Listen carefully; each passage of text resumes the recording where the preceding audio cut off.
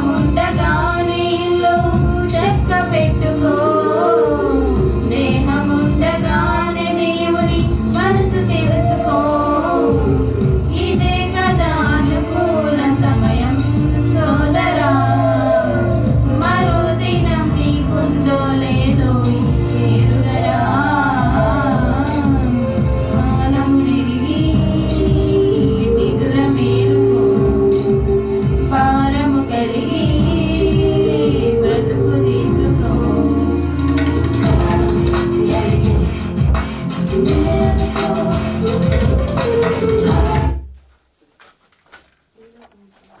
క్రొత్త ఆకాశం క్రొత్త భూమి అదిగో మన కోసం సిద్ధమవుతోంది. ఏడవక కన్నీరు తొడవక నీ పోరాటం ఆపకుమా, ఆయనతో యుగ యుగాలు జీవించా. పరుగు పూర్తి చేయవా, చూడు యేసు త్వరగా వచ్చుచున్నాడు, జయముతో కిరీటం తెచ్చుచున్నాడు. క్రొత్త ఆకాశం క్రొత్త భూమి అదిగో మన కోసం సిద్ధమవుతోంది. ఏడవక కన్నీరు తొడవక నీ పోరాటం ఆపకుమా, ఆయనతో యుగ యుగాలు జీవించా. పరుగు పూర్తి చేయవా.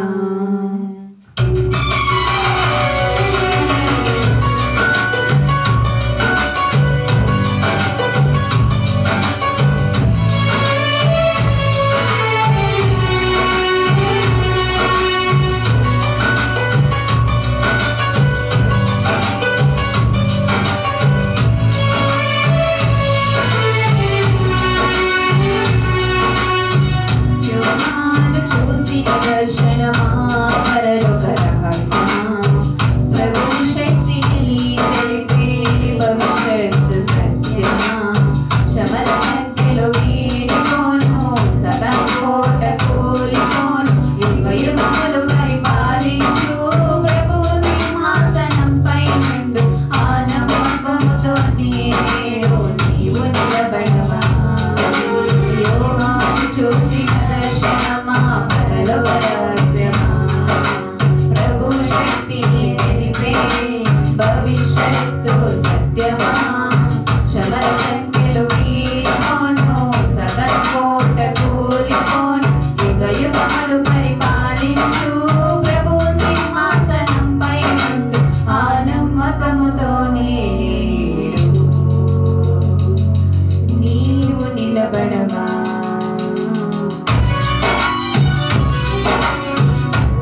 యేసు త్వరగా వచ్చుచున్నాడు, జయముతో కిరీటం తెచ్చుచున్నాడు. క్రొత్త ఆకాశం క్రొత్త భూమి అదిగో మన కోసం సిద్ధమవుతోంది. ఏడవక కన్నీరు తొడవక నీ పోరాటం ఆపకుమా, ఆయనతో యుగ యుగాలు జీవించా. పరుగు పూర్తి చేయవా.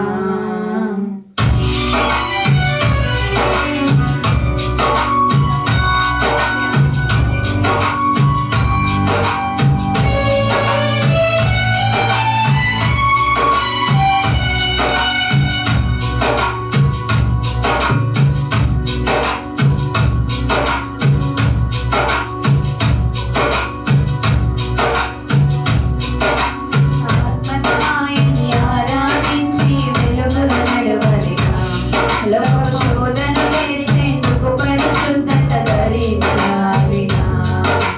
చిన్న మందవై ఉన్న సరే విశ్వాస దీపం మారదులే, విజయ ప్రభువే ఇచ్చేను వాగ్దానం స్థిరమై ఉండు.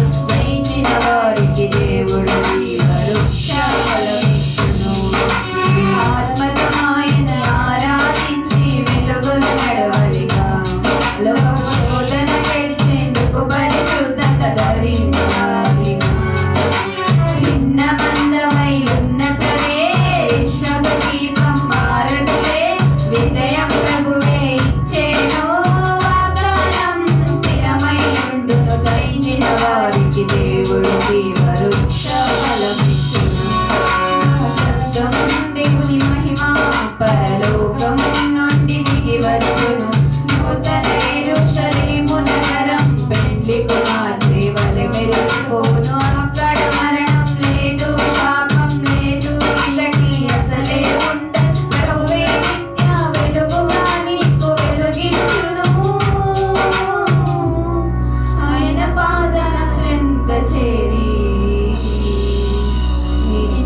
ఆనందింతువు.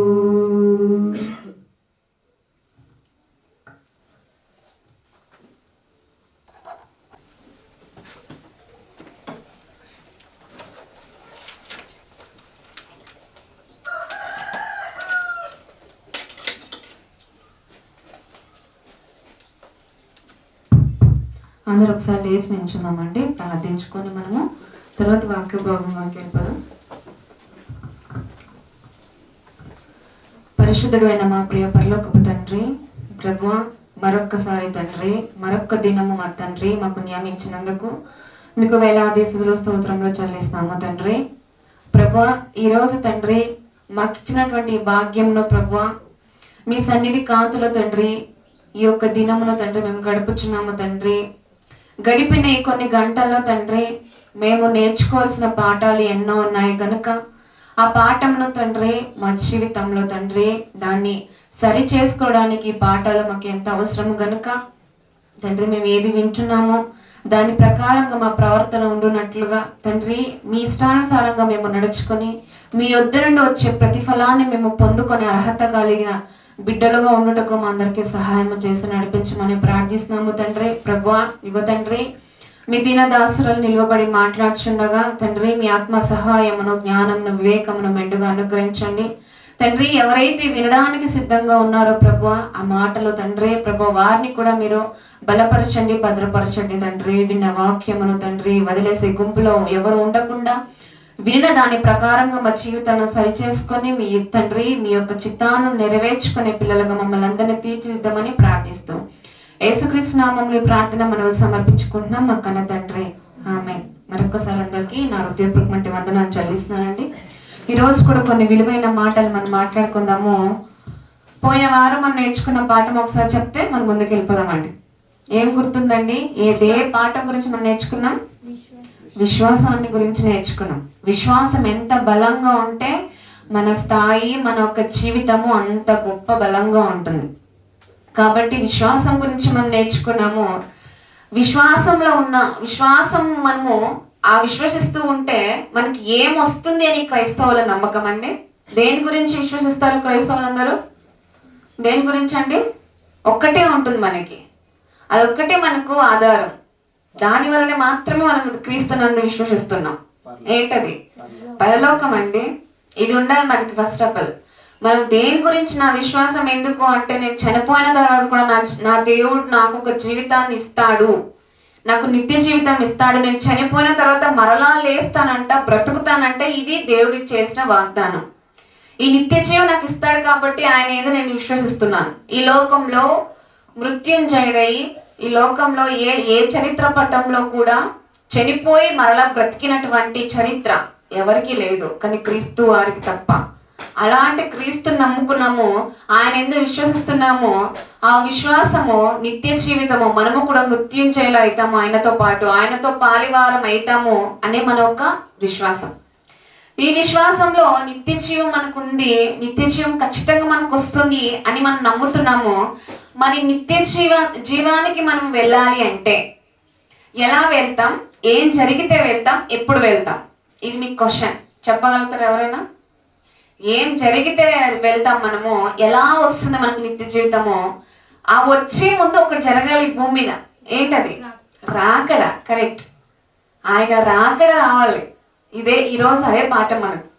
ఆయన రాకడ ఎలా వస్తుంది? ఆయన రాకడ రాకపోతే, ఆయన వాగ్దానం చేశాడు, మీరు రావాలి, నా ఎద్దకు రావాలంటే మేము మీ ఎద్దకు మరలా రెండవ రాకడలో వచ్చి మిమ్మల్ని తీసుకుని పోతానని వాగ్దానం ఆయన చేశాడు. ఈ వాగ్దానంలో నిత్య జీవం మనం పొందుకోవాలంటే ఆయన రాకడ ఎలా ఉంటుంది, ఆయన ఎలా వస్తాడు, ఏం జరిగితే వస్తాడు, ఆయన వచ్చే ముందు ఏం జరగబోతుంది, ఎలా జరగబోతుంది అనేది ఈరోజు మనం నేర్చుకున్నట్లయితే ఒకసారి చూద్దామండి. ప్రకటన గ్రంథం 22వ అధ్యాయము. ప్రకటన గ్రంథము 22వ అధ్యాయము.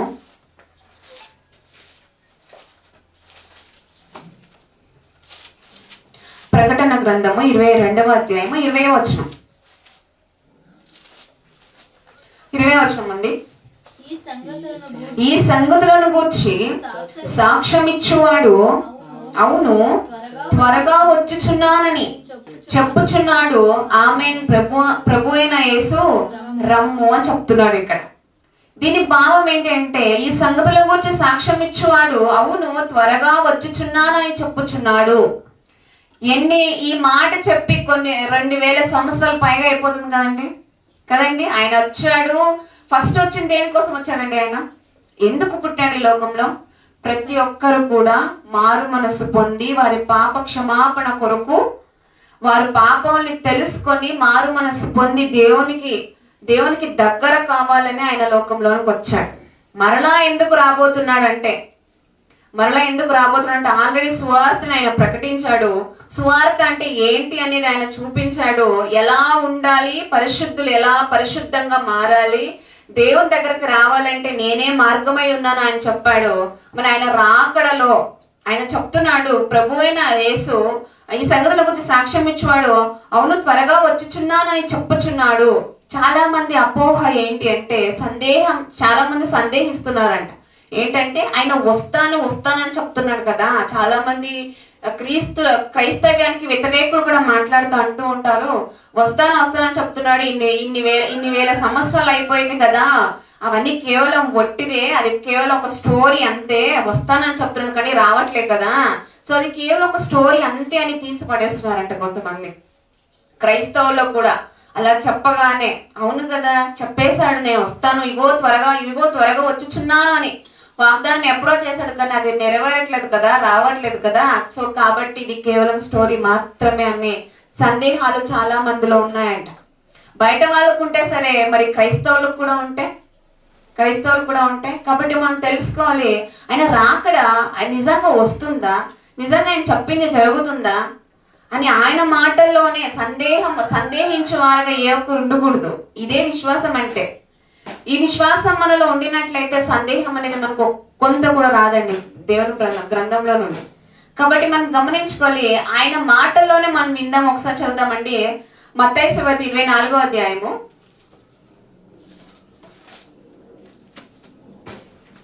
మత్తయి సువార్త 24వ అధ్యాయము.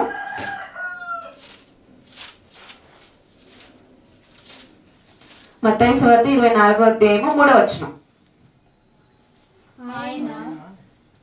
ఆయన ఒలీవల కొండ మీద కూర్చుండి ఉన్నప్పుడు శిష్యులు ఆయన యొద్దకు ఏకాంతముగా వచ్చి, ఇవి ఎప్పుడు జరుగును, నీ రాకడకును ఈ యుగ సమాప్తికి సూచనలేవి మాతో చెప్పుమనగా.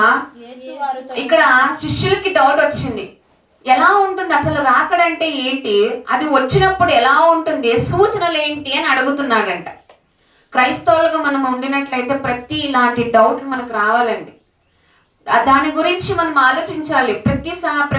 ఒక్కొక్క రోజుకి మన విశ్వాసాన్ని మనము మరింత ఎక్కువగా చేసుకున్నప్పుడు ఇలాంటి డౌట్లు మనకు రావాల్సిందే. అప్పుడు వాళ్ళు కూడా వచ్చిందంట, ఆయన ఒలీవల కొండ మీద కూర్చొని ఉన్నప్పుడు శిష్యులు ఆయన యొద్దకు ఏకాంతముగా వచ్చి, ఇవి ఎప్పుడు జరుగును, నీ రాకడకు ఈ యుగ సమాప్తికి నీ సూచనలేవి అని మాతో చెప్పమనగా. యేసు వారితో ఇట్లా ఆయన చదువుదాం. ఎవడును మిమ్మను మోసపరచకుండా చూచుకొనుడి. అనేకులు నా పేరట వచ్చి నేనే క్రీస్తునని చెప్పి పలువురిని మోసపరిచెదరు అని చెప్తున్నాడు. చూస్తున్నాం కదండి ఈ రోజుల్లో. కొన్ని రోజుల క్రితము ఒక ఆమె నా మీద క్రీస్తు పూనాడు అని చెప్పేసి బాగా నాటకం చేసిందండి. మీరు చూసారా లేదా వీడియో? నేనే క్రీస్తుని, నా మీద క్రీస్తు పూనాడు అని చెప్పేసి బాగా నాటకం చేస్తుంది, బాగా వైరల్ అయిపోయిందండి అది. ఇలాంటి వాళ్ళు అంటే ఆయన రాకడ వచ్చే సమయానికి ముందు జరిగేది ఏంటి అంటే పలువురు చదువుదాం తర్వాత. అనేకులు నా పేరట వచ్చి నేనే క్రీస్తునని చెప్పి పలువురిని మోసపరచెదరు. మరియు మీరు యుద్ధములను గూర్చి యుద్ధ సమాచారములను గూర్చి వినబోదురు. మనం వింటున్నాం కదా, విన్నాం కదండి. ఇరాన్ ఆ సైడ్ లో ఎంత పెద్ద యుద్ధం జరిగిందండి. అటు యుద్ధ సమాచారాల గురించి మనం వింటామంట. ఆయన రాకడకు ఇవన్నీ సూచనలు అండి. మనకు ఆయన రాకడ ఎప్పుడు జరగబోతుందో, ఏ టైంలో జరగబోతుందో మనకు తెలీదు. కాబట్టి మనం అలాగే యుద్ధంలో గూర్చి యుద్ధ సమాచారంలో గూర్చి వినబోదురు, మీరు కలవరపడకుండా చూచుకొనుడి. కొంతమంది సందేహం అలా ఉంటుంది కదా, ఆయన రాకడ నిజంగా జరుగుతుందా ఏంటండి, ఊరికి అపోహ అంతే, అది కేవలం ఒక స్టోరీ లాగా అలా అల్లేసుకొని వెళ్ళిపోయారంటే అని అనగానే కొంతమంది క్రైస్తవులు కూడా నమ్మేసి విశ్వాసం నుండి తొలగిపోయిన వాళ్ళు కూడా ఉన్నారండి. ఇవన్నీ జరుగుతాయేంటి, అది కేవలం ఒక స్టోరీ బుక్ లాంటిది అంతేనండి అని వారి ఒక ఆత్మల్ని చాలా మంది కలవరపరిచేస్తున్నారంట. కాబట్టి మీ ఆత్మలను కలవరపరకుండా చూచుకొనిడి, ఇవి జరగవలసి ఉన్నవి గాని అంతము వెంటనే రాదు అని చెప్తున్నాడు. అంతము వెంటనే రాదు, ఎందుకంటే ఆయన చాలా దీర్ఘంతో ఎదురు చూస్తున్నాడు. ప్రతి ఒక్కరు కూడా మారు మనసు పొందాలని ఎదురు చూస్తున్నాడు. ఆయన రాకడకు ముందు చాలా జరుగుతాయంట, యుద్ధాలు జరుగుతాయి, ఇంకా చాలా ఎక్కువ జరుగుతాయి. తర్వాత చదువుదాం 7వ వచనం. జనము మీదికి జనమును, రాజ్యము మీదికి రాజ్యమును లేచును అని చెప్తున్నాడు. అక్కడక్కడ కరువులను భూకంపములను కలుగును, ఇవన్నీ వేదనలకు ప్రారంభము అని చెప్తున్నాడు. దుర్దినాల్లో బ్రతుకుతున్నాం మనం. దుర్దినాల్లో ఏ టైంలో ఎలా జరుగుతుందో మనకు తెలియదండి.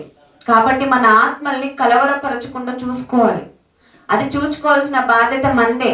తర్వాత చదువుదాం. ఇవన్నీ వేదనలకు ప్రారంభము, అప్పుడు జనులు మిమ్మును శ్రమల పాలు చేసి చంపెదరు, మీరు నా నామము నిమిత్తము సకల జనముల చేత ద్వేషింపబడుదురు అని చెప్తున్నాడు ఇక్కడ. నా నామము నిజమే కదండి, ఎవరైనా ఎంత చీప్ గా మాట్లాడతారో అసలు. కొంతమంది ఆ మాటల చేత చూసి కూడా అవును కదా, నా నామమున మిమ్మల్ని చాలా మంది ద్వేషిస్తారు కదా అని తెలిసినా కూడా కొంతమంది సిగ్గుపడుతూ ఉంటారండి. బయట బైబిల్ పట్టుకోవడానికి కూడా సిగ్గుపడతారు జనాల ముందు. మరి ఎందుకంటే ఆ సిగ్గు మనకు? ఆయనే చెప్తున్నాడు కదా, నా నామమున మీరు నా నామము నిమిత్తము సకల జనముల చేత ద్వేషింపబడుదురు అని చెప్తున్నాడు. నా నామం, ఆయన నామం, ఎవరైతే ఆయన నామం స్మరించుకుంటూ ఆయన గ్రంథాన్ని చేత పట్టుకుంటూ అలా ఉన్నప్పుడు ద్వేషం ఖచ్చితంగా వస్తుంది. ఆయన చెప్తున్నాడు, నా రాకడకు ముందు ఇవన్నీ జరుగుతాయి. సంఘముల తర్వాత అలాగే చదువుదాం.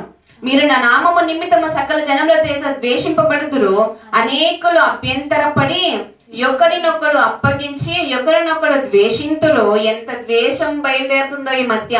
ఒకరినొకరు చంపేసుకుంటున్నారు, ఒకరినొకరు చీదరించుకుంటున్నారు. ఎంత అసహ్యమో! ఇంత ఘోరమైన పాపం ఏంటండి, ఇంత ఘోరమైన ద్వేషం ఏంటి? ఒకరినొకరు చంపుకోవడానికి కూడా వెనకాడట్లే. అంత క్రూరమైన దినాల్లో మనం ఉన్నామని మనం గుర్తించుకోవాలి. తర్వాత చదువుదాం. అభ్యంతరపడి ఒకరినొకడు అప్పగించి ఒకరినొకడు ద్వేషింతురు, అనేకులైన అబద్ధ ప్రవక్తలు వచ్చి పలువురిని మోసపరచెదరు అని చూస్తున్నాం కదండి ఈ మధ్యకాలంలో. అది తప్పు అని తెలిసినా, అది మోసం అని తెలిసినా అయినా దానికోసం పోరాటం చేస్తున్నారు వాళ్ళు. అందుకే ఆయన రాకడ ముందంట అనేకులైన అబద్ధ ప్రవక్తలు వచ్చి పలువురిని మోసపరచెదరు అని చెప్తున్నాడు. మరి మనం ఆలోచించుకోవాలి, ఏది నిజమో ఏది అబద్ధమో, ఏది సత్యమో ఏది అసత్యమో అనేది దేవుడు మన జ్ఞానానికే విడిచిపెట్టేశాడు. ఆయన రాకడకు ముందు జరిగే సూచనలు ఇవనేది మనం గుర్తుంచుకోవాలి. తర్వాత చదవమని. తర్వాత అక్రమము విస్తరించుట చేత అనేకుల ప్రేమ చల్లారను అని చెప్తున్నాడు. అవును కదండి, ఈ మధ్యకాలంలో ప్రేమ అనేది కనిపించట్లే. ఎంతసేపు వాళ్ళని చంపుకోవడము, వాళ్ళని ద్వేషించుకోవడమే కనిపిస్తుంది. అది ఫ్యామిలీలో కానీ బయట సమాజంలో కూడా కానీ. ప్రేమ చల్లారిపోతుందంటే ఖచ్చితంగా ఇది జరుగుతుందండి. మధ్యలో యుద్ధాలు జరుగుతున్నాయి, ప్రేమ చల్లారిపోతుంది, అక్రమాలు జరుగుతున్నాయి. ఎంతో వేదనకరమైన దినాల్లో మనం ఉన్నామని గుర్తించుకోవాలి. అంటే ఆయన రాకడకు ఈ సూచనలు ఇవన్నీ కూడా మనం గుర్తించుకోవాలి. తర్వాత చదువుదాం. అక్రమము విస్తరించుట చేత అనేకుల ప్రేమ చల్లారును, అంతము వరకు సహించిన వాడెవడా వాడే రక్షింపబడును అని చెప్తున్నాడు. మరి ఆయన అంతము వచ్చేంత వరకు, ఆయన రాకడ ఈ భూమి మీద దిగి వచ్చేంత వరకు ఎవరైతే సహించుకుంటూ ఉంటారో, ప్రేమ చల్లారనివ్వకూడదండి. మనలో చాలా మంది ప్రేమలు వెళ్ళిపోతున్నాయి. సంఘాల్లో కూడా కొట్టుకుంటున్నట్లేదా? ఒకసారి చాలా రోజులు అయిపోయిందండి, కానీ సంఘంలో ఇద్దరు పాస్టర్ గారు కానుకల కోసం కొట్టుకుంటున్నారంట. అది ఎంత దౌర్భాగ్యమైన స్థితి అండి ఇది. కానుకలు నాకు రావాలని కొట్టుకుంటున్నారంట. ఎంత దేవుని నామానికి ఎంత అవమానకరమైన విషయం ఇది కదండి. ఇలాంటివి జరుగుతాయి. అంటే ప్రేమ ఉండట్లే, సంఘాల్లో కూడా ప్రేమ ఉండట్లే, ద్వేషిస్తున్నారు. ద్వేషించుకుంటున్నారు. ఆయన రాకడకు సూచనలు ఇవనేది గుర్తించుకోవాలి. తర్వాత అంతము వరకు సహించిన వాడెవడో వాడే రక్షింపబడును. నేను మాట్లాడాలి ఇంకొక చోట, నేనే ఈ సంఘాన్ని నడపాలి, నేనే మాట్లాడాలి, నీ వంత అంటే ఏం ఉండకూడదు అని కూడా కొట్లాడుకుంటున్నారంటే ఇంకొక చోట. ప్రేమ ఉన్నట్ల మరి వారి మధ్యలో లేదండి. అక్రమం చాలా లోకం మీద చాలా ప్రభావం చూపిస్తుంది. సాతాను అక్రమం విస్తరించడానికి చాలా ప్రయత్నిస్తున్నాడు, చాలా శ్రమ పడుతున్నాడు అక్రమం విస్తరించడానికి. కాబట్టి ఇలాంటి దినాల్లో దుర్దినాల్లో ఉన్న మనము ఆయన రాకడికి ఇవన్నీ సూచనలు. కాబట్టి నా విశ్వాస యాత్రని నేను ఎలా కొనసాగించుకుంటున్నాను, నా విశ్వాసాన్ని నేను ఎలా కాపాడుకుంటున్నాను అనేది ప్రతి ఒక్కరు గమనించుకోవాలి. అంతము వరకు ఎవరైతే సహిస్తారో వాడే రక్షింపబడనని వాక్య భాగం ఆయన చెప్తున్నాడండి. డైరెక్ట్ గా క్రీస్తు ప్రభువు స్టేట్మెంట్ ఇది. ఆయన చెప్తున్నాడు, నా రాకడ దినాల్లో ఇలాంటి సూచనలు జరుగుతాయని తన శిష్యులకు మాట్లాడుతున్నాడు. ఇది మనకు నేర్పిస్తున్న పాఠము. ఆయన రాకడ ముందు ఎన్నో యుద్ధాలు జరుగుతాయి, ఎంతో మంది ప్రేమ చల్లారిపోతుంది, అక్రమాలు జరుగుతాయి, ఎన్నో ఘోరాలు పాపాలు జరుగుతాయి లోకంలో. కాబట్టి ఆయన రాకడ చాలా త్వరలో ఉంది అనేది మన విశ్వాసాన్ని మనం చాలా జాగ్రత్తగా కాపాడుకునే వారుగా ఉండాలి.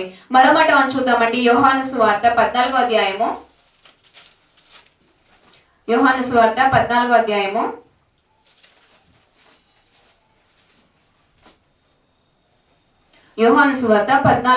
3వ వచనం. నేను వెళ్ళి మీకు స్థలము సిద్ధపరచిన యెడల నేనుండు స్థలములో మీరును ఉండులాగున మరలా వచ్చిన యొద్ద నుండుటకు మిమ్మల్ని తీసుకొని పోదును అని చెప్తున్నాడు ఆయన. నేనుండు స్థలమున నేను వెళ్ళి మీకు స్థలము సిద్ధపరచిన యెడల ఆయన ఒకసారి వచ్చాడు మరలా ఆకాశం నుండి ఆయన ఆరోహణం అయిపోయి వెళ్ళిపోయాడు. ఆయన నేను వెళ్ళిన తర్వాత మీకు స్థలాన్ని రెడీ చేస్తాను. ఇది ఆయన వాగ్దానం చెప్తున్నాడు. నేను వెళ్ళి మీకు స్థలమును సిద్ధపరచిన యెడల చదువుదాం. నేనుండు స్థలములో మీరును ఉండులాగున మరలా వచ్చి నా యొద్ద నుండుటకు మిమ్మల్ని తీసుకొని పోదును అని చెప్తున్నాడు. అంటే ఆయన చెప్తున్నాడంటే ఖచ్చితంగా ఆయన రాకడ ఈ భూమి మీదకు ఖచ్చితంగా త్వరలో రాబోతుంది అనేది ప్రతి ఒక్కరు గమనించుకోవాలండి, ప్రతి ఒక్కరు గుర్తించుకోవాలి. ఆయన రాకడ ఏ టైంలో వస్తుందో తెలీదు, ఎలాంటి స్థితిలో వస్తుందో తెలీదు. నీ విశ్వాసము అది కరెక్ట్ గా ఉందో రాంగ్ గా ఉందో అని తెలియని స్థితిలో నువ్వు సతమతం అయిపోతున్నప్పుడు వస్తుందో తెలీదు. కాబట్టి నువ్వు ఆలోచించాల్సిన విషయం ఏంటి అంటే, నా విశ్వాసము కరెక్ట్ గా ఉందా లేదా, ఆయనకు తగ్గట్టుగా ఉందా లేదని ప్రతి ఒక్కరు గమనించుకోవాలండి. అదే మత్తయి సువార్త 24వ అధ్యాయము 30వ వచనం ఒకసారి చదువుదామండి.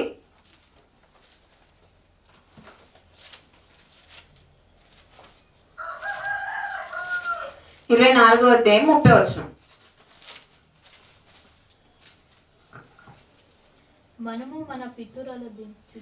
మత్తయి సువార్త 24వ అధ్యాయం 30వ వచనం.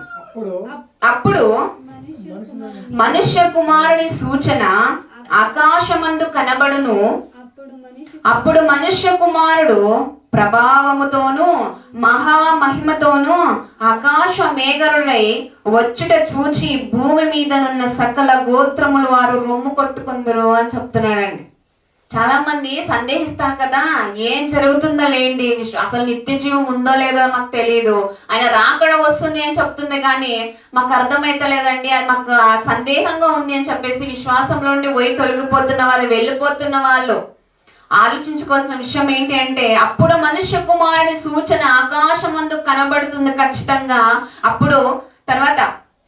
అప్పుడు మనుష్య కుమారుడు ప్రభావముతోను మహామహిమతోను ఆకాశ మేఘరుడై వచ్చుట చూచి భూమి మీదనున్న సకల గోత్రముల వారు, కేవలం క్రైస్తవులు మాత్రమే కాదు, లేదా కేవలం అన్యులు మాత్రమే కాదు, సకల గోత్రములు సకల జనాంగానికి ఆయన చెప్తూ మాట్లాడుతూ అంటున్న మాట, రొమ్ము కొట్టుకుంటారంటండి. ఇప్పుడు చెప్తే చాలా మంది వినట్లే. సువార్త చెప్తాము, సువార్త మాట్లాడుతుంటే అసలు మీకేమన్నా పిచ్చా అని మాట్లాడుతున్నారు. ఏం మాట్లాడుతున్నారు అసలు మీరు? ఏదో ఒక నల్లట్టు పుస్తకాన్ని పట్టుకొని మీరు మాట్లాడుతున్నారు కదా అని పిచ్చా అనేవాళ్ళు కూడా ఆ రోజు ఆకాశంలో తెరవబడిట చూచి ఆయన రాకడ వచ్చే సమయంలో రొమ్ము కొట్టుకొని ఏడిస్తే వాళ్ళుగా, అలాంటి గుంపులో మనం ఉండాలా అండి? ఉండాలా? వద్దు కదా. అంత దౌర్భాగ్యమైన స్థితి మనం తెచ్చుకోవాలా? ఇంత తెలిసి ఇన్ని నేర్చుకొని ఇంత సత్యాన్ని రుచి చూసిన తర్వాత కూడా ఆయన అసత్యంలోనికి వెళ్ళిపోతున్న వాళ్ళు ఈ రోజుల్లో వేవేళ్లలో ఉన్నారండి. మరి మనం గమనించుకోవాలి. అప్పుడు మనుష్య కుమారుడు ప్రభావంతోను మహామహిమతోను ఆకాశం మేఘరుడై వచ్చుట చూచి భూమి మీద ఉన్న సకల గోత్రమును వారు రొమ్ము కొట్టుకుందరంట. అలాంటి గుంపులో మనం ఉండకూడదండి.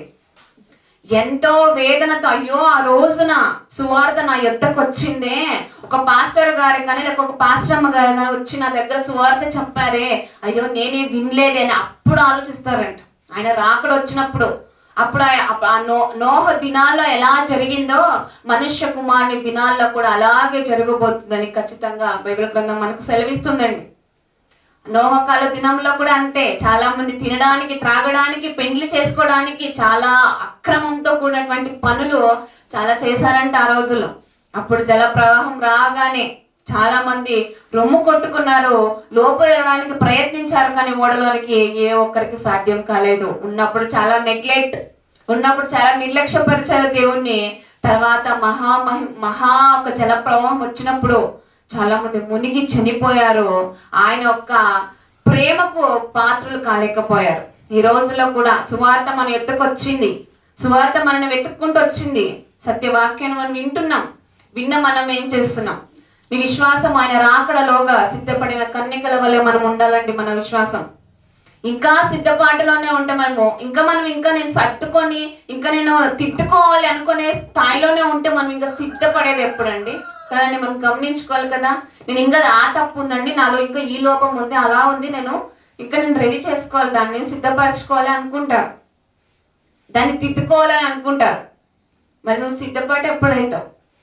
అందుకే సిద్ధపడిన కన్యకల వాళ్ళు ఉన్నప్పుడు, వరుడు రాబోతున్నాడు అన్నప్పుడు, వచ్చేస్తున్నాడు అని అన్నప్పుడు అప్పుడు అంతసేపు బాగా నిద్రపోయారంట. వచ్చిన తర్వాత కొంచెం నూనెంటే ఇస్తారా అని పక్క వాళ్ళతో అడుక్కుంటున్నారంట. అలాంటి స్థాయి మనకు వద్దండి. ఆయన రాకడకు ముందే మనం రెడీ అయిపోవాలి, సిద్ధపడిపోవాలి. కాబట్టి తర్వాత ఒక మాట చదువుతాం, అదే మత్తయి సువార్త 24:42 42 కావున ఏ దినమున మీ ప్రభువు వచ్చునో మీకు తెలియదు గనుక మెలకుగా ఉండు అని ఎందుకు చెప్తున్నాడంటే, చాలా మంది ఆత్మీయ విషయంలో నిద్రపోతున్నారండి. నీ ఆత్మీయ జీవితం నిజంగా నువ్వు మెలకుగా ఉన్నావా అంటే ఉండట్లే. ఈరోజు క్రైస్తవులు నిద్రింప చేస్తున్నారు, తమ ఆత్మీయ జీవితాన్ని పక్కకు పెట్టేస్తున్నారు. కాబట్టి ఆయన చెప్తున్నాడు, కావున ఏ దినమున మీ ప్రభు వచ్చునో మీకు తెలియదు గనుక మెలకుగా నుండి, ఏ జామున దొంగ వచ్చునో ఇంటి యజమానికి తెలిసి ఉండినేడలా అతడు మెలకుగా ఉండి తన ఇంటికి కన్నము వేయనీయడని మీరు ఎరుగుదురు. ఇప్పుడు ఒక యజమానుడు, ఒక ఇల్లు ఉంది, గొప్ప ఇల్లు ఉంది, ఆ ఇంట్లో యజమానుడు ఉన్నాడు. దొంగ ఈ టైం నేను వస్తానని చెప్తే దొంగతనాన్ని చేయనియడు కదండి. కాబట్టి ఆయన రాకడ మనకి ఇక్కడ ఇలాంటి టైంలో వస్తుంది, ఇప్పుడు వస్తుంది అని కూడా కొంతమంది అబద్ధ ప్రవక్తలు చెప్పారంట. అబద్ధ బోధకులు అవును ఇప్పుడే వస్తుంది, ఈ టైంకి వస్తుంది, ఇలాంటి రోజు వస్తుంది అని చెప్పేసి చాలా మంది విశ్వాసాన్ని మోసపరిచారంట. ఇక్కడ ఆయన చెప్తున్నాడు, యజమానుడు తన ఇంటి వారికి, తర్వాత చదువుకుందామండి మనము 43 ఏ జామున దొంగ వచ్చినో ఇంటి యజమానుకు తెలిసి ఉండినలా అతడు మెలకుగా ఉండి తన ఇంటికి కన్నము వేయనీయడని మీరు ఎరుగుదురు. మీరు అనుకోని గడియలో మనుష్య కుమారుడు వచ్చును గనుకనే మీరు సిద్ధముగా ఉండుడి. ఎలా అయితే దొంగ వస్తాడని తెలిసిన తర్వాత ఆ యజమానుడికి మెలకుగా ఉంటాడో, కాబట్టి క్రీస్తు రాకడ మనకు వస్తుంది అని మనకు తెలుసు. వచ్చిన తర్వాత, వచ్చే ముందు నువ్వు సిద్ధపడిపోవాలి. నువ్వు నిద్రపోయే స్థితిలో మనం ఉండకూడదు. నీ ఆత్మీయ జీవితాన్ని తట్టి వాక్యంతో ఆయన మనల్ని లేపుతున్నాడండి. కానీ చాలా మంది లోకంలో కలిసిపోయేవారుగానే ఉన్నారు. ఆయన రాకడ ఉంది అని ఖచ్చితంగా బైబిల్ గ్రంథం బల్ల బుద్ధి చెప్తుంది. మరి మన విషయం ఏంటి? సిద్ధపాటు మనకు ఉందా లేదా ప్రతి ఒక్కరు గమనించుకోవాలి. అలాగే చదువుకుందాం. యజమానుడు 46 యజమానుడు వచ్చినప్పుడు ఏ దాసుడు ఇలాగ చేయుచుండుట అతడు కనుగొనునో ఆ దాసుడు ధన్యుడు. అతడు తన యావదాస్తి మీద వారిని నుంచునని మీతో నిశ్చయంగా చెప్పుచున్నాను. అయితే దుష్టుడైన యొక్క దాసుడు నా యజమానుడు ఆలస్యము చేయుచున్నాడని తన మనస్సులో అనుకుని కొంతమంది దుష్ట మనుషులు ఈ రోజుల్లో కూడా అవును కదా, ఆలస్యం అవుతుంది కదా, ఎప్పుడో లేండి ఇంకా రాకడొచ్చేది, ఎప్పుడో వస్తుంది అని చెప్పాడు, ఎప్పుడో వచ్చినప్పుడు చూసుకుందాం, వచ్చే ముందు బాప్తిసం పొందుకుందాం లేండి, ఇంకా చాలా టైం ఉంది కదా, చాలా టైం ఉంది, ఇంకా నేను లోకంలో ఎంజాయ్ చేయాలి, నా నా ఆశలు నా కోరికలు అంటూ కొన్ని ఉన్నాయి, తీర్చుకున్న తర్వాత బాప్తిసం తీసుకుని మారు మనసు పొందుతాం. ఇవి చాలా మంది యొక్క ఆలోచనలు ఉంటాయంట. అందుకే ఇక్కడ చెప్తూ అంటున్నాడు, అయితే దుష్టుడైన యొక్క దాసుడు నా యజమానుడు ఆలస్యము చేయుచున్నాడని తన మనస్సులో అనుకొని తన తోడి దాసులను కొట్ట మొదలు పెట్టి త్రాగుబోతులతో తినుచూ త్రాగుచున్నట్టి ఆ దాసుడు కనిపెట్టనని దినములోను వాడుకొనిన గడియలోను వాని యజమానుడు వచ్చి వానిని నరికించి వేషధారులతో కూడా వానికి పాలు నియమించును, అక్కడ ఏడ్పును పండ్లు కొరుకుటను నుండును. ఆయన ఫస్ట్ గద్దించాడు, వాక్యంతో గద్దిస్తారు. రాకడ వస్తుంది అని ఖచ్చితంగా ఆయన చెప్పాడు. నా రాకడలోగా మీరు సిద్ధపాటు కలిగి ఉండండి అని కూడా వాక్య భాగం సెలవిస్తుంది. ఇక్కడ ఆ దాసుడు ఇంకా ఎప్పుడో వస్తాడులే అని ఆలస్యం చేశాడు, యజమానుని నిర్లక్ష్య పెట్టాడు. ఆయన వచ్చేసాడు, వచ్చే ముందు బాగా తినుచు త్రాగుచు ఉన్నాడు. ఆ యజమానుడు ఆ దాసుని ఒకేసారి నరికించేశాడంట. వానికి పాలు నియమించు, వేషధారులతో కూడా వానికి పాలు నియమించును, అక్కడ ఏడుపును పండ్లు కొరుకుటయ్యే ఇవే ఉంటాయంట. మనకు తెలుసుకోవాల్సిన విషయం, ఆయన రాకడ ముందు నువ్వు సిద్ధపాటు లేకపోతే అలాంటి వేదనకరమైన స్థితిలోనికి నువ్వు వెళ్ళిపోతావు. కాబట్టి మనం గమనించుకోవాలి. హెబ్రీ పత్రిక 9వ అధ్యాయం ఒకసారి చూద్దామండి.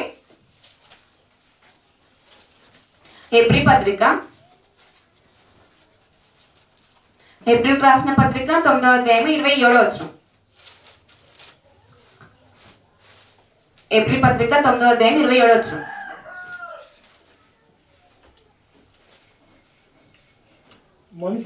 మనుషులు ఒక్కసారి మృతి పొందవలనని నియమింపబడెను, ఆ తర్వాత తీర్పు జరుగును.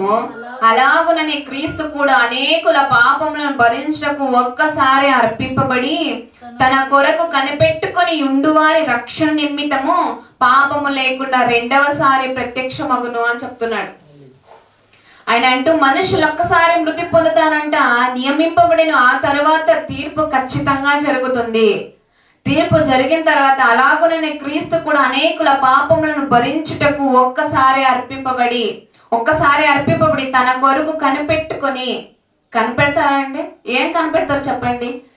నేను ఈరోజు పనికి వెళ్ళాను, నా డబ్బులు ఎప్పుడు ఇస్తారా అని కనిపెట్టుకుని ఉంటారు. లేదా ఎవరో ఒక ఫంక్షన్ చెప్పారు, ఆ దినం ఎప్పుడు వస్తుందా అని కనిపెట్టుకుని ఉంటారు. లేదా ఇంకా ఏదైనా, లేదా స్కూల్కి పిల్లల్ని పంపించాలనుకోండి, ఇంకా ఎప్పుడు వస్తుందా, ఏ టైం అవుతుందా, ఇంకా ఏ టైంకి వస్తారా అని కనిపెట్టుకుంటారు. ఇంకా వాళ్ళ భౌతికమైన ఆలోచనలు ఎన్నో ఉంటాయి. వాళ్ళు ఏదైనా చేశారనుకోండి, ఏదైనా కావాలనుకోండి, ఆ దినము గురించి, ఆ డేట్ గురించి, ఆ టైం గురించి చాలా మంది కనిపెడతారు. ఇవి కాదు కనిపెట్టాల్సింది, ఇవి ఖచ్చితంగా ఏదో ఒక రోజు లయమైపోతాయి, ఇవి క్షయమైపోతాయి. నువ్వు ఆలోచించాల్సింది ఏంటి అంటే, తన కొరకు కనిపెట్టుకొని ఉండు వారి రక్షణ నిమిత్తము. ఆయన కొరకు నువ్వు కనిపెట్టినట్లయితే భౌతికమైన గురించి చాలా మంది దృష్టి ఉంచుతారు, వాటి గురించి కనిపెడతారు. కానీ దేవుని రాకడ వస్తుంది అని చెప్పాడు కదా ఆయన రాకడలోగా నన్ను నేను రెడీ చేసుకోవాలి కదా. వరుడు కోసము ఆ పెండ్లి కుమార్తె ఎలా అయితే సిద్ధపడి ఆ మండపంలోనికి వెళ్తుందో, మరి వధువు సంగమ ఈరోజు మనం ఆలోచించాలండి. వరుడు రాబోతున్నాడు, ఆయన రాకడ ఎప్పుడు వస్తుందో మనకు తెలియదు. వధువు సంఘంగా ఉన్న మనము పెండ్లి కుమార్తె వలె రెడీ అయిపోయి, ఏ మచ్చ, ఏ ముడతలు, ఏ ఒక్క పాపము లేకుండా ఆయనను ఎదుర్కోవడానికి మనము రెడీగా అయిపోవాలంట. ఆయన ఎదుర్కోవడానికి మనం వెళ్ళిపోవాలి. కాబట్టి తన కొరకు కనిపెట్టుకొని ఉండువారి రక్షణ నిమిత్తము పాపము లేకుండా రెండవసారి ప్రత్యక్షమగును అని చెప్తున్నాడు. రెండవసారి ఖచ్చితంగా ఆయన చెప్పింది బైబిల్ గ్రంథంలో ఇన్ని రోజులు మనం చదువుకున్నటువంటి ఆయన చెప్పింది జరగకుండా లేదని మనము చాలాసార్లు చదువుకున్నాము, ఆలోచించాము. ఎంతో గొప్ప ఒక బోధకుల ద్వారా మనం విన్నాము. ఇది కూడా ఖచ్చితంగా జరుగుతుందని ప్రతి ఒక్కరు గమనించుకోవాలి. ఆయన కొరకు కనిపెట్టే వారుగా మనము ఉండాలని వాక్యభాగం సెలవిస్తుంది. మరి రెండవసారి కూడా ప్రత్యక్షం ఎలా అవుతాడని మనం చూసినట్లయితే ప్రకటన గ్రంథము మొదటి అధ్యాయము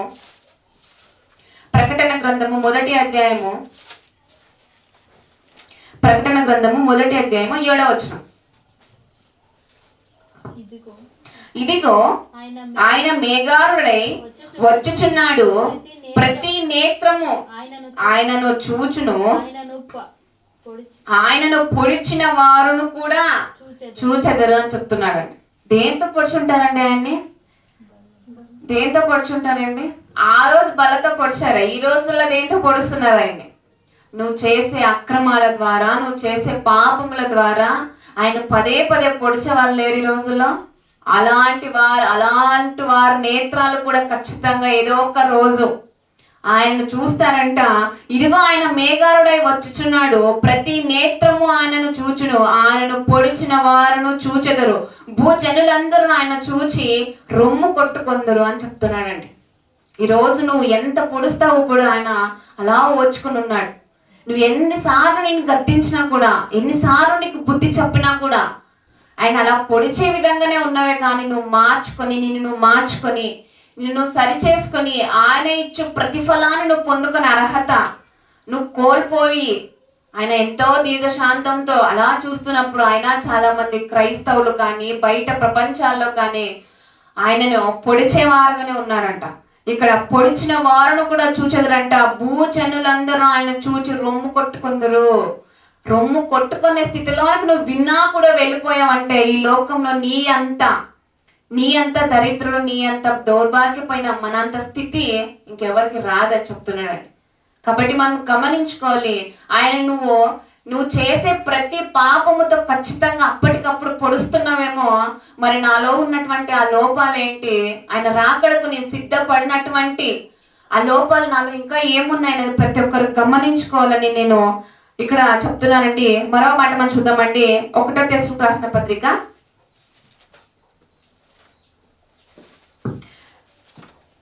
అపోస్తలుడైన పౌలు గారు తెస్సలోనికీయులకు రాసిన మొదటి పత్రిక 4వ అధ్యాయము 16వ వచనం. ఆర్భాటముతోను ప్రధాన దూత శబ్దముతోను దేవుని బూరతోను పరలోకము నుండి ప్రభువు దిగి వచ్చును అని చెప్తున్నాడు. ఇప్పుడు ఎంత గొంతులు చించుకొని కొంతమంది మాట్లాడుతున్నా కూడా మారట్లేదు కదా. ఆ రోజు ఆ రాకడ ఎందు మహా ఆర్భటముతోను ప్రధాన దూత శబ్దముతోను దేవుని బూరతోను పరలోకము నుండి ప్రభువు దిగువచ్చును, క్రీస్తునందుండి మృతులైన వారు మొదట లేతురు, ఆ మీదట సజీవులమై నిలిచి ఉండు మనము వారితో కూడా ఏకముగా ప్రభువును ఎదుర్కొనుటకు ఆకాశ మండలమునకు మేఘముల మీద కొనిపోబడదుము అని చెప్తున్నాడు. ఖచ్చితంగా నువ్వు ఒకవేళ సజీవంగా ఉండినట్లయితే ఆయన రాకడ సమయంలో నువ్వు ఖచ్చితంగా ఆయన చూస్తావు, లేదా చనిపోయినా కూడా నువ్వు మరలా లేస్తావు అని చెప్తున్నాడు. ఆకాశ మండలమునకు మేఘముల మీద కొనిపోబడదుము, కాగా మనము సదాకాలము ప్రభుతో కూడా ఉందుము. కాబట్టి మీరు ఈ మాటల చేత ఒకరినొకడు ఆదరించుకొనిడి అని చెప్తున్నాడు.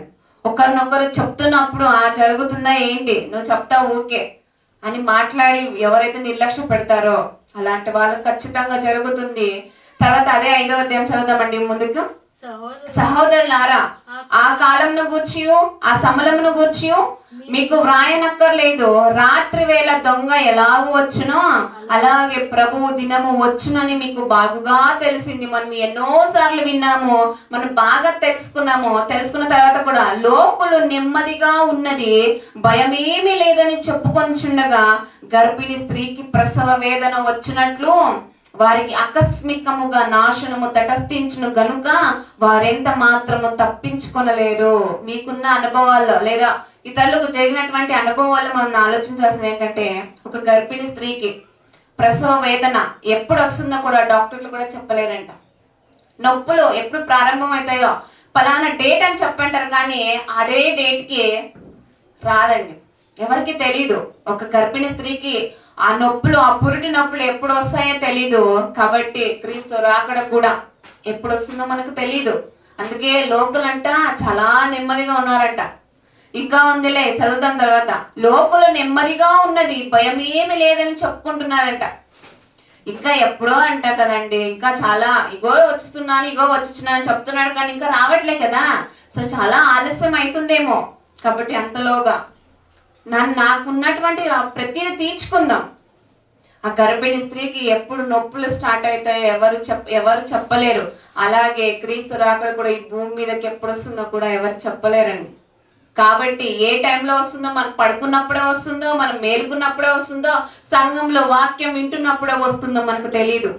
కాబట్టి వచ్చే ముందు నా ఒక జీవితం ఎలా ఉంది, ఆయనను ఎదుర్కోవడానికి నేను ఏ సిగ్గు లేకుండా ఆయన ఎదుర్కోగలుగుతానా? ఆయన వచ్చినప్పుడు ఎంతో మహాభయంకరంగా ఈ భూమి మీద ఖచ్చితంగా ఆయన రాకడ రాబోతుంది. ఆ భయంకరమైన స్థితిలోనికి మనం ఆయన ఇష్టపడేవారుగా ఉండాలి, కానీ ఆయనకు వ్యతిరేకమైన పిల్లలుగా మనం ఉండకూడదు. కాబట్టి లోకులు చాలా నెమ్మదిగా ఉన్నారంట, ఈ లోకంలో మనము కూడా ఉన్నాము. మరి నువ్వు నీ విశ్వాస యాత్రలో నెమ్మదిగా ఉన్నావా? నీ పాపముతో నువ్వు చేస్తూ నెమ్మదిగా ఉన్నావని నువ్వు గమనించుకోవాలి. తర్వాత మనం చదువుదామండి. అదే 2వ పేతురు రాసిన పత్రిక 3వ అధ్యాయము.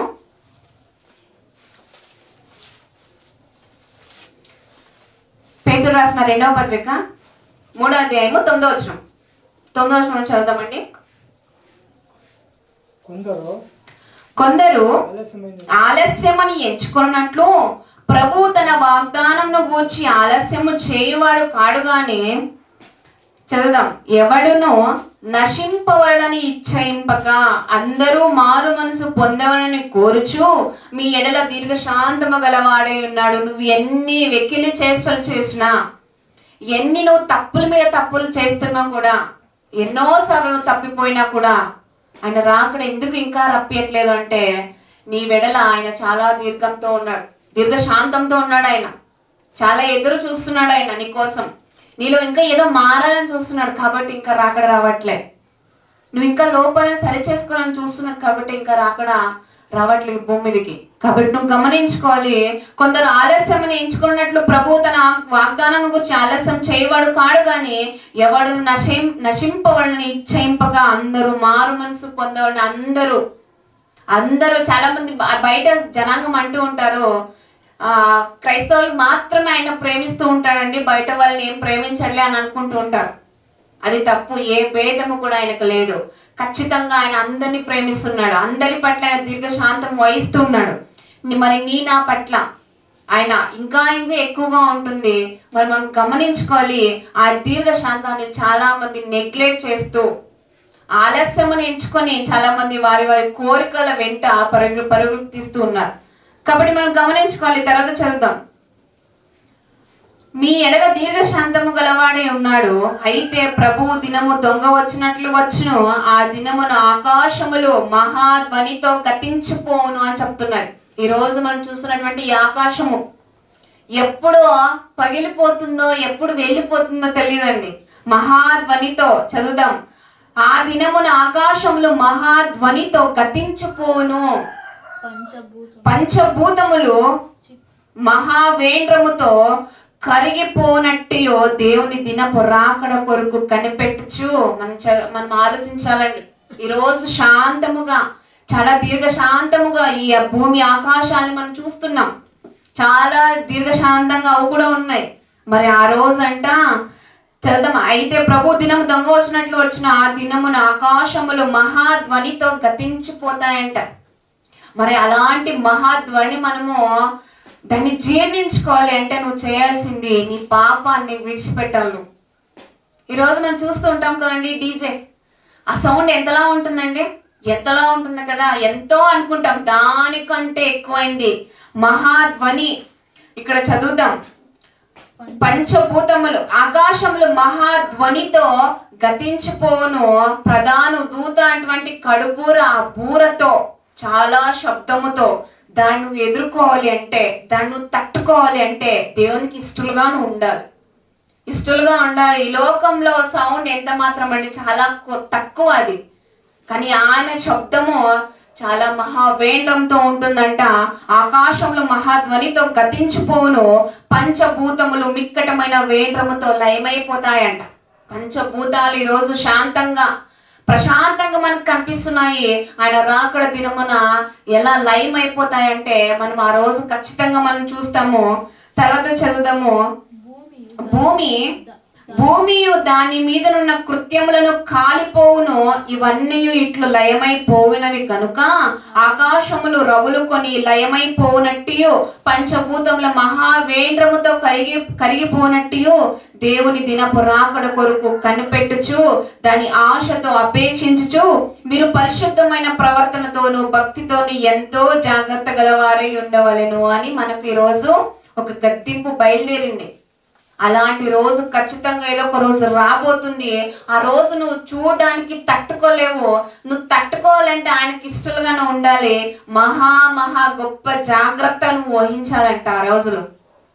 ఆ రోజు రాకముందే నువ్వు జాగ్రత్తగా ఉండాలి. దాని ఆశతో అపేక్షించుచు మీరు పరిశుద్ధమైన ప్రవర్తనతోనూ భక్తితోనూ ఎంతో జాగ్రత్త నీకు ఉండాల్సిందే.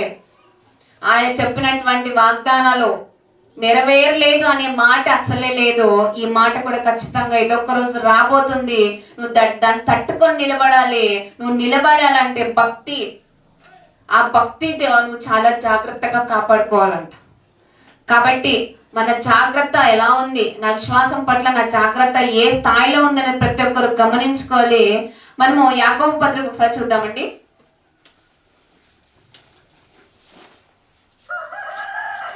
యాకోబు పత్రిక 5వ అధ్యాయము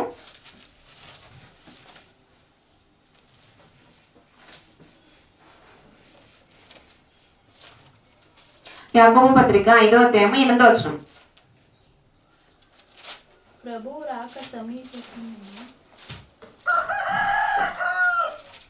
యాకోబు పత్రిక 5వ అధ్యాయము 8వ వచనం. ప్రభువు రాక సమీపించుచున్నది కనుక మీరు ఓపిక కలిగి ఉండుడి, మీ హృదయంలో స్థిరపరచుకొనుడి. ఇక్కడ ఎందుకు చెప్తున్నాడంటే మాట, ఓపిక లేదు కాబట్టే కొంతమందికి మాట్లాడడానికి కానీ దేవుని గురించి వినడానికి కానీ ఓపిక చచ్చిపోతుంది అని ఓపిక కలిగి ఉండుడి, మీ హృదయంలో స్థిరపరచుకొనుడి. ఎందుకంటే హృదయాల్లో చాలా మందికి స్థిరము లేదు కాబట్టి స్థిరపరచుకొనుడి అని చెప్తున్నాడు. ఓపిక కలిగి ఉండుడి అని చెప్తున్నాడు.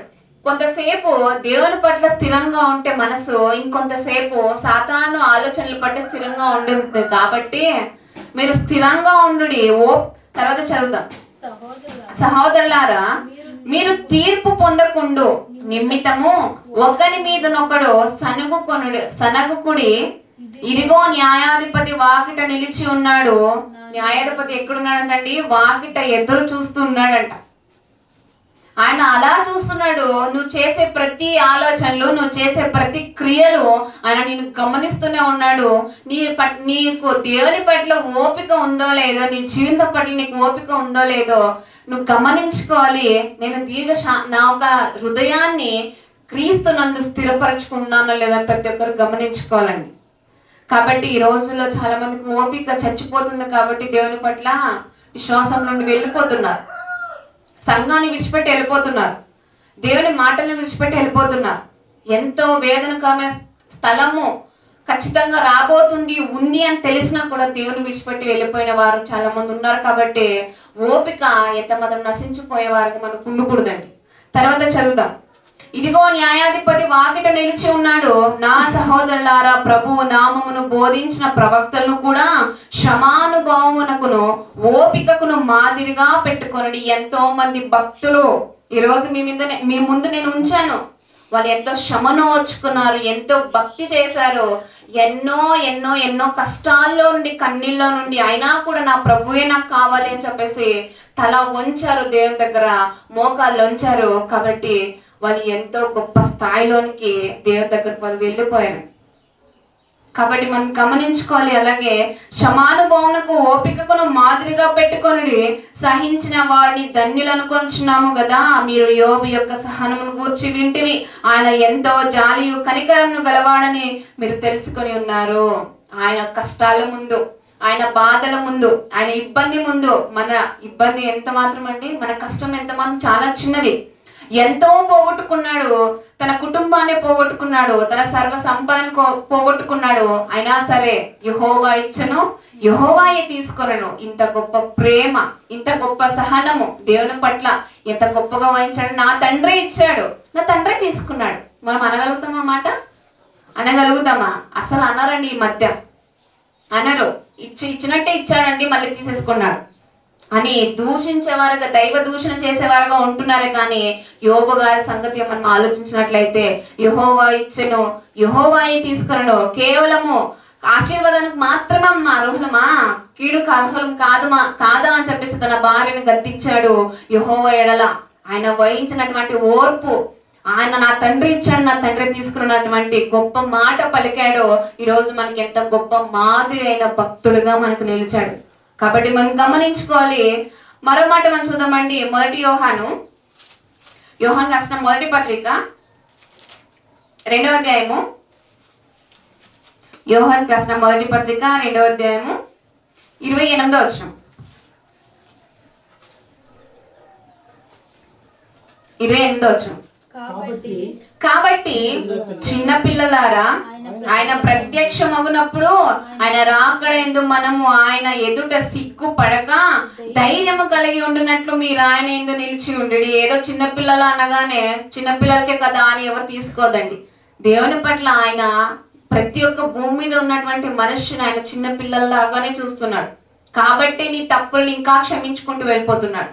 కాబట్టి మనం చేసినటువంటి అతిక్రమాలని క్షమించుకుంటే పోతున్నాడు. ఆయన పిల్లల్లా చూసుకుంటున్నాడు కాబట్టే క్షమించుకుని వెళ్తున్నాడు. ఇక్కడ చెప్తున్న మాట, కాబట్టి చిన్నపిల్లలారా ఆయన ప్రత్యక్షమగినప్పుడు ఆయన రాకడ యందు మనము ఆయన ఎదుట సిగ్గుపడక, ధైర్యము, సిగ్గు ప్లస్ ధైర్యము. నీకు సిగ్గు వస్తుంది అంటే నువ్వు చేసినటువంటి సిగ్గుమాలిన పనుల ద్వారా ఆయన రాకడ యందు నువ్వు సిగ్గుపడుతున్నావు. కాబట్టే ఆయన ధైర్యము నువ్వు ఎదుర్కోవట్లేదు అంటే, ధైర్యంగా నువ్వు ఆయన ఎదుర్కోవట్లేదు అంటే ఈరోజు నీ విశ్వాసము ఎలా ఉంది?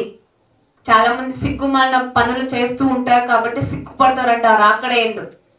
మరి నువ్వు ధైర్యంగా ఉండాలి అంటే ఈ రోజు నువ్వు వేసుకున్నటువంటి పునాది, ఈ రోజు నువ్వు చేస్తున్నటువంటి భక్తి జీవితం, ఈ రోజు నువ్వు చేస్తున్నటువంటి విశ్వాసపు యాత్ర ఖచ్చితంగా అది పరిశుద్ధంగా ఉన్నట్లయితే ఆయన రాకడ యందు నువ్వు ధైర్యముగా ఉంటావంట. లేదా సిగ్గుపడతారంట. సిగ్గుపడక ధైర్యము కలిగి ఉన్నట్లు మీరు ఆయన యందు నిలిచి ఉండు అని చెప్తున్నాడు. ఆయన యందు నువ్వు నిలిచినట్లయితే సిగ్గుపడే ఆ రోజు తలదించి, అయ్యో నేను ఆ రోజు విని ఉంటే బాగుండేదే, ఈ రోజు నేను సిగ్గుపడవలసి వస్తుంది అనే ఒక రోదన ఏ ఒక్కరు తెచ్చుకోవద్దండి. ఏ ఒక్కరు తెచ్చుకోవద్దు. భక్తులు ఎంతో మనకు మాదిరిగా ఉన్నారు. ఎంతో గొప్ప దీర్ఘశాంతంతో భక్తులు వహించారు. మనము కూడా అదే దీర్ఘశాంతంతో మనం ఉండాలి. ఆయన రాకడ ఖచ్చితంగా ఏదో ఒక రోజు జరుగుతుంది. కాబట్టి మనం గమనించుకోవాలి. ఒక మాట చూసుకొని మనం ముగించుకుందామండి. కొరింథీయులకు రాసిన 2వ పత్రిక,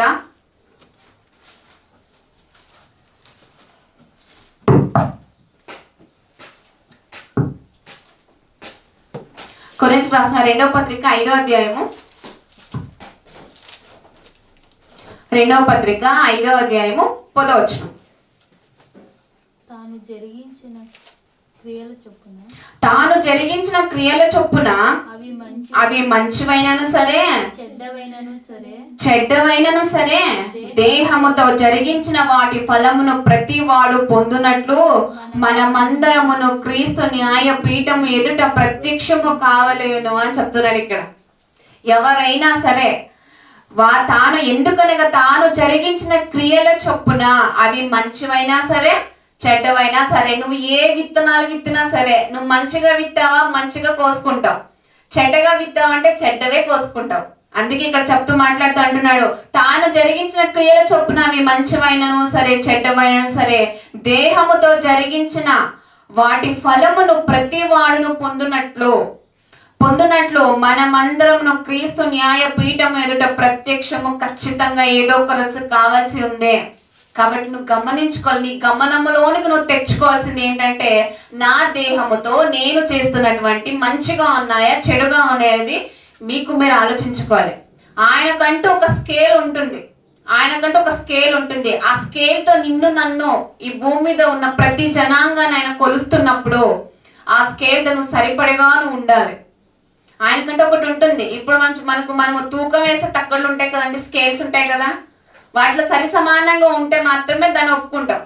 దేవుడు కూడా ఆయనకంటే ఒక స్కేల్ ఉంటుంది కదా, ఖచ్చితంగా ఆ స్కేల్తో నిన్ను కొలుస్తున్నప్పుడు సిగ్గుపడే స్థితిలోనికి నువ్వు వెళ్ళిపోయేవారుగా ఉండకుండా నీ దేహముతో మంచి కార్యాలు జరిగించి ధైర్యముగా ఆయన రాకడలో ఆయన్ని ఎదుర్కోవడానికి పంచభూతములు మిక్కటమైన వేండ్రముతో మహాశబ్దముతో లయమైపోయే స్థితిలో కూడా నువ్వు సిగ్గుపడక ధైర్యంగా, అవును నా తండ్రి కొరకు నేను చాలా గొప్పగా బ్రతికాను, చాలా గొప్పగా ఆయన దృష్టి యందు నేను చాలా మంచివానిగా బ్రతికాను, విశ్వాస యాత్రలో నేను ఏ మచ్చ లేకుండా నా తండ్రి, నా ఒక క్రీస్తు ప్రభువుని ఎదుర్కోబోతున్న ఒక ధైర్యము ఈరోజు ఉందా లేదా అనేది మీరు ఆలోచించుకోవాలి.